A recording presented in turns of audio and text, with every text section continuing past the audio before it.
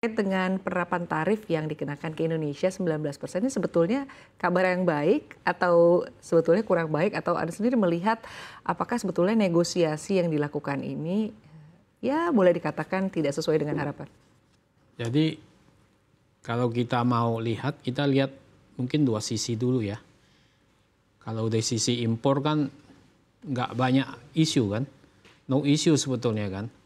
Karena kalau kita lihat produk-produk seperti kedelai, ya, kemudian pesawat, gas cair itu market share Amerika memang besar. Jadi artinya memang kita di sini nggak ada isu sama sekali. Nah paling ada sedikit isu di produk-produk seperti gandum, kapas, minyak, ya. Nah ini ada ketegangan sedikit karena ada pergeseran kita impor dari negara lain yang dulunya kita impor dari Amerika, nanti karena dulunya kita impor dari negara lain, tentu negara lain juga nggak terima kan, seperti Australia, Rusia, Brasil gitu. Nah kalau kita lihat dari sisi ekspor, nah ini agak sedikit masalah menurut saya.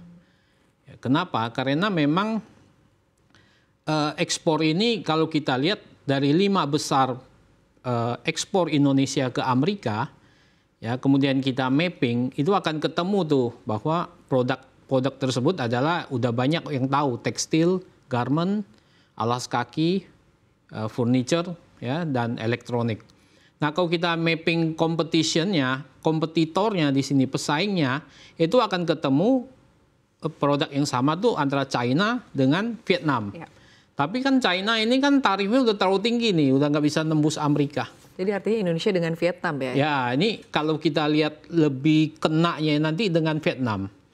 Nah, masalah ini timbul, Sinta. Masalah timbul pada saat apa? Pada saat dulu saja sebelum tarif, sebetulnya tarif kita lebih murah hampir 5% kira-kira rata-rata daripada Vietnam.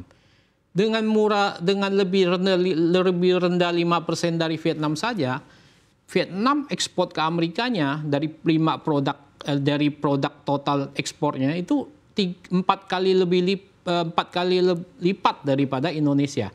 Vietnam kan tahun 2024 itu 130 miliar dolar US.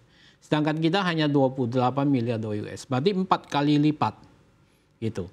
Dengan selisih 5%. Nah, sekarang antara Indonesia dengan Vietnam selisihnya hanya tinggal 1%.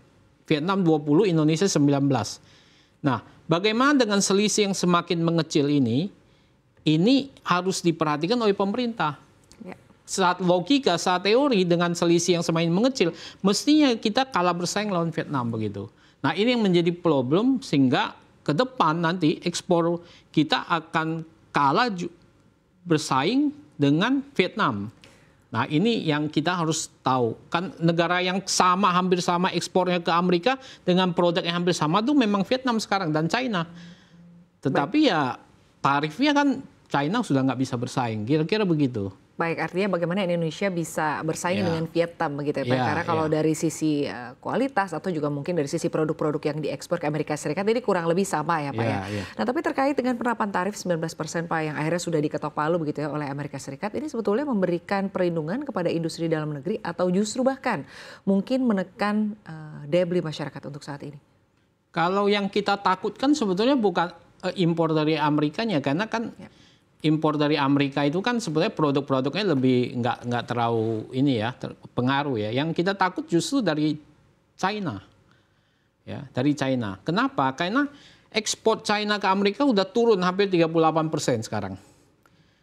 Dan kemudian apa yang terjadi? Barang-barang itu kan membanjiri pasar Indonesia. Nah kalau dia banjiri pasar Indonesia, ini kan impor Indonesia dari China juga udah naik begitu. Nah, akibatnya apa? Akibat barang-barang itu karena dia untuk menutup penjualan yang tadi ke Amerika begitu besar, banyak kemungkinan bahwa produk-produk China itu akan banjiri Indonesia dengan dumping, dengan predatory pricing. Kalau itu dilakukan, itu kan merusak industri Indonesia. Industri di Indonesia. Nah, ini nanti PMI-nya akan semakin, Purchase Manager Index-nya akan semakin hancur. Karena Sinta harus tahu bahwa PMI kita itu sekarang 46,7, paling rendah di ASEAN sekarang.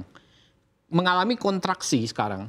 Jadi ini kalau dibiarkan terus akan terjadi yang namanya deindustrialisasi.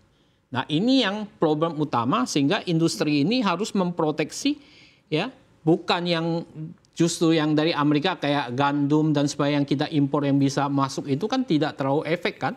Ya, gandum, kapas dan sebagainya tidak terlalu efek ke dalam negeri. Tidak terlalu besar. Ya, tidak terlalu besar, no issue lah, nggak ada isu di sana.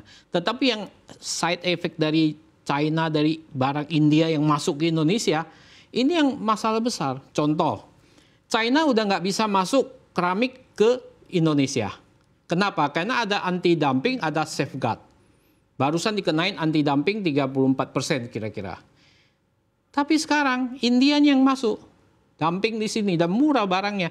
Dan itu akan memukul industri di dalam negeri. Nah ini akibat-akibat ini yang harus diperhatikan oleh pemerintah begitu. Jadi itu yang kita khawatirkan begitu.